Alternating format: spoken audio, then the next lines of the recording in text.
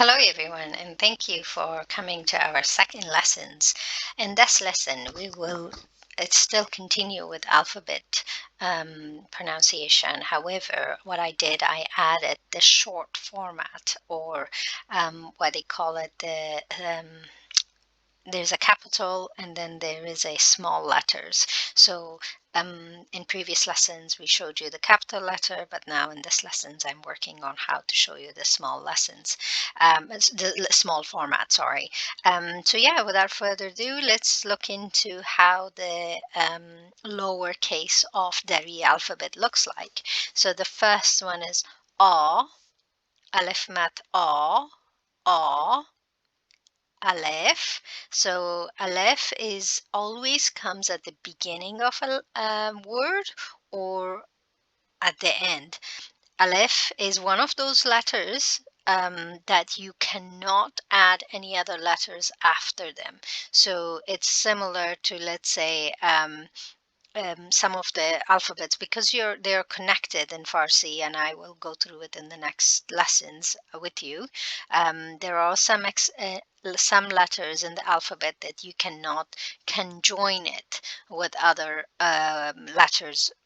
They're always, once it ends by them, and Aleph is one of them. You cannot join anything after Aleph. It has to be separate, and it cannot be conjoined to Aleph. So Aleph is one of those.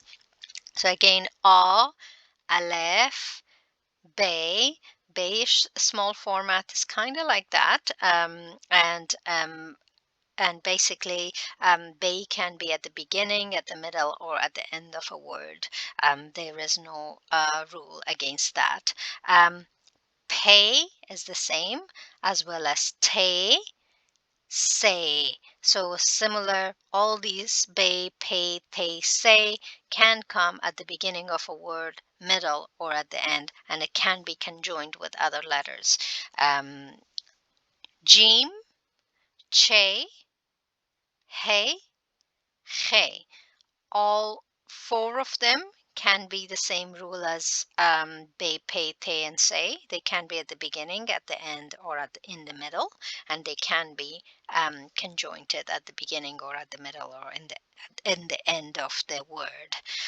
Dal, zal. So dal, when it cannot be conjoined with other letters, meaning that you can put a letter before them, but once you put dal, you cannot attach any other letter to them.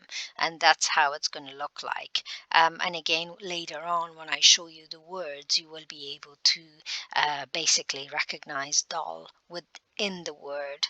And zal is the same as dal, as well as re, ze, and j.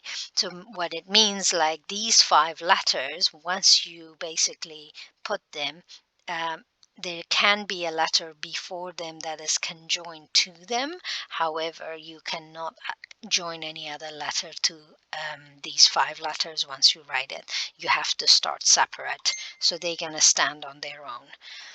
Sin, shin, swat, zwat, toy, zoi, ein, rein, fe, qaf, qaf, gaf, lam, mim, noon.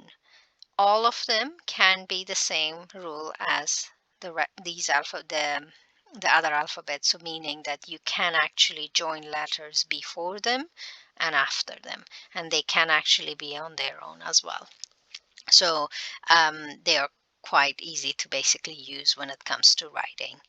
Waw is the same as re, ze, je, dal, and zal, meaning that you can attach a letter before them and it will look like this, but you cannot attach a letter after them to the waw. Once you put waw, it's on its own. You have to start by itself after wow. And again, once you see some words in the next lessons, you will actually recognize wow in the writings. Now, hey, at the beginning of a word, it will be looking like this. In the middle of a word, it will be looking like this. And at the end of a word, this hey will look like that. So again, it could come at the beginning, middle, or end. However, you want to use it in the words. And it can be conjoined from at the beginning or at the end or in the middle. Basically, there is similar laws as these other letters. So yeah, so hey, just make sure you don't get confused because it will kind of look three different kinds, but that's the same hey we are talking about.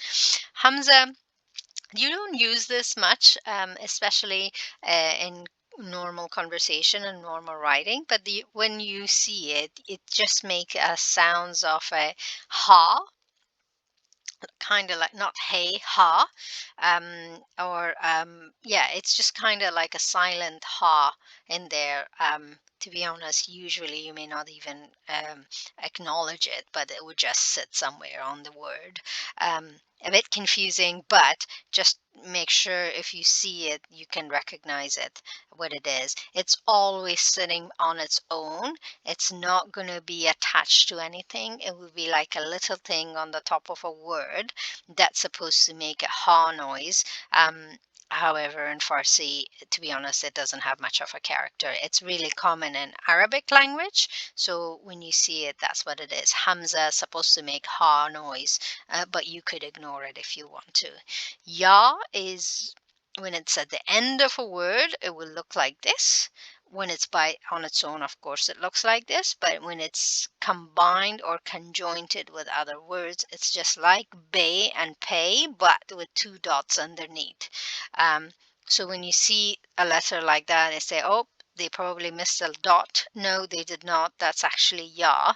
And that's similar to bay, bay and pay, but only with two dots in the bottom. So that's what ya looks like.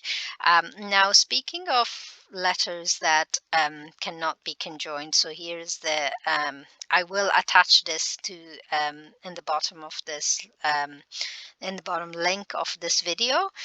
So basically, these are the letters that I highlight are the ones that you cannot join anything after them. You can awe is always on its own. It will never be, you will never be able to join anything after them. Mostly awe is on its own, to be honest.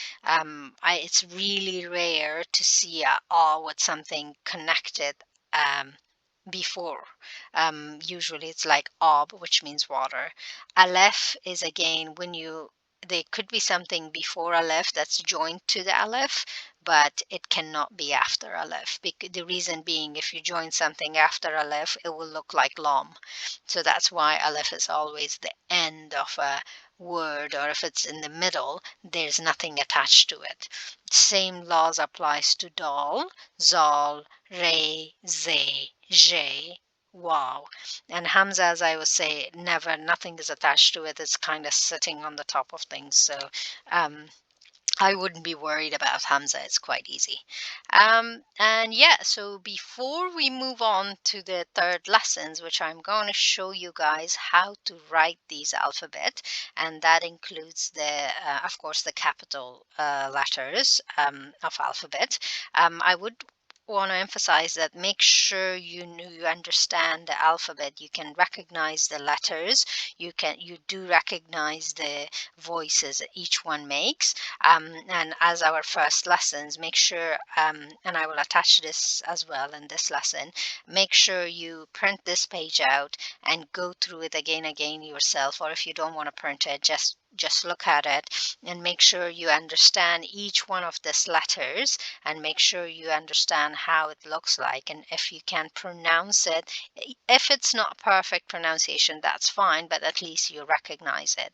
So when we go in the writing aspect on how to write it, you actually have a general idea about how the letter looks like and what kind of pronunciation it makes, or what kind of noise it makes.